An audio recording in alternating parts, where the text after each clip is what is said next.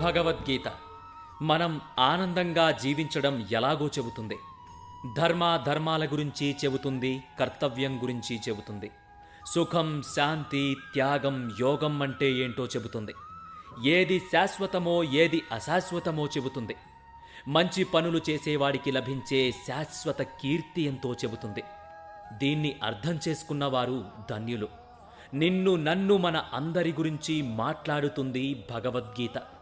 భగవద్గీత సర్వ మానవాళి కోసం. అథ ప్రథమోऽధ్యాయః అర్జున విషాదయోగో నామ. ధృతరాష్ట్ర ఉవాచ ధర్మక్షేత్రే